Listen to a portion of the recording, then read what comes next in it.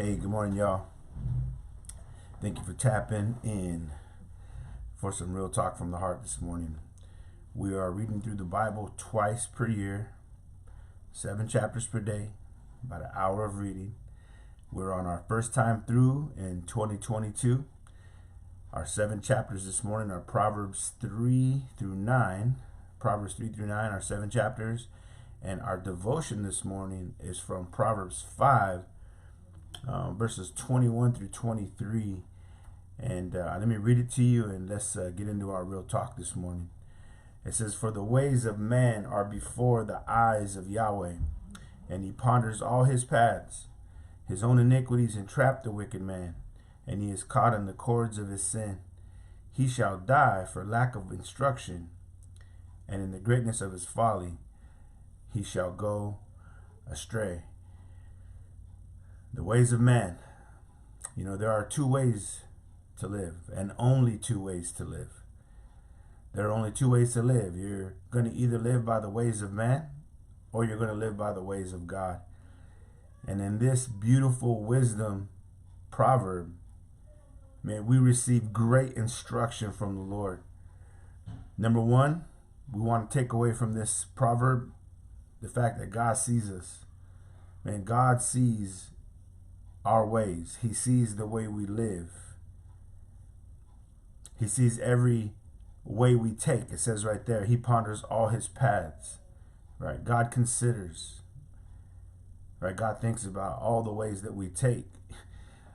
And let's be real, there's times when we don't even think about the way we're going. We're not considering our ways. We're not thinking about what we're doing and why we're doing it. We're just doing it.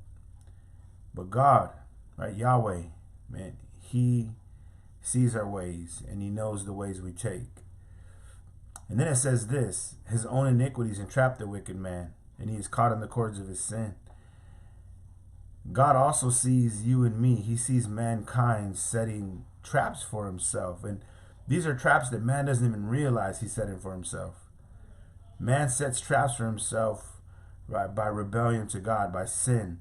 And how does that happen? Well, you see, sin may be fun, right? As it says in the Bible, right? The pleasure of sin for a season, right? Sin may be fun, or it may make us feel good, but it comes with chains. And eventually sin makes us fools, right? It makes fools out of us. As it says here, he goes astray, right? The greatness of his folly, the greatness of his folly. Man, sin makes fools of us. Rebellion makes a fool of us. When we insist upon going our own ways and not God's ways, it's going to make a fool of us. And then it says right here, I want you to see, and it says, and he goes astray, right? Which means it'll eventually take us out. Now, the Lord wants us to abandon the ways of man. He wants us to abandon our ways, and he wants to take up his ways and to live for him. And that begins, of course, with being born again, right? When we are born again, born of the Spirit, born from above, man, the Spirit of the living God comes to live inside of us, right? To help us and empower us to live out God's ways and to depart from our old ways. But God wants us to abandon those old ways. And how do we do that? Well, by being born again, but then also there is by learning God's ways. How do we abandon our own ways, our old ways? By learning God's ways. Not only learning God's ways, but living by his instruction. And that's what you see here. It says, he shall die for lack of instruction. What instruction? Right? God's instruction, God's teaching.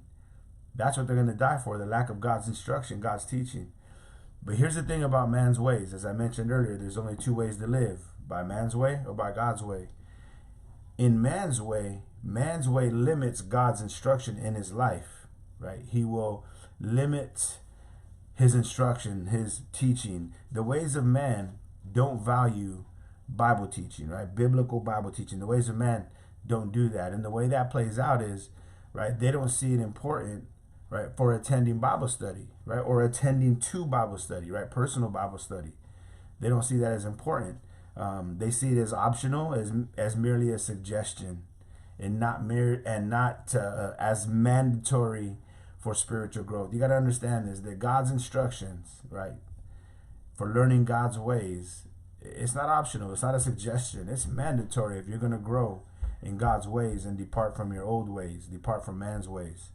This is mandatory. God's instruction. But here the proverb says he shall die for lack of instruction, lack of biblical instruction, lack of godly instruction, godly teaching. And in the greatness of his folly, he goes astray. Here's the closing principle for me in this, man. This is the thing I took away from this morning, is that refusing biblical instruction is a big deal. Why is it a big deal? Why is refusing biblical instruction a big deal? Because the man who insists upon his own way will eventually go astray. And that's even in church, because I've seen it. And I've seen people limit their access to Bible study, right? They just push it off like, I don't need to go. I don't need to be there. Or maybe even in their own private time of devotional reading and Bible study, it's not a big deal for them. And so they instead, do whatever else. And over time, you see them drifting until finally they drift away, because they insisted upon their own way and they didn't yield and surrender to God's way and to being instructed in his word, right? And they succumb to foolishness and all that kinds of stuff, man. So, hey, I want to encourage you with this morning, man. Do away with your old way. Do away with your own way, man, and insist upon God's way for your life, man, because it is the better way. It's the better way, man. It yields better results. Hey, man, the Lord loves you. I love you too. Praying for you. I hope you're praying for me as well. Galatians chapter 3, this Sunday, Calvary Chapel Toppenish, 408 West 6th Avenue at 10 a.m. Galatians 3, it's going to be a fire study. Man, I hope you're there. All right, God bless y'all. Talk to you later.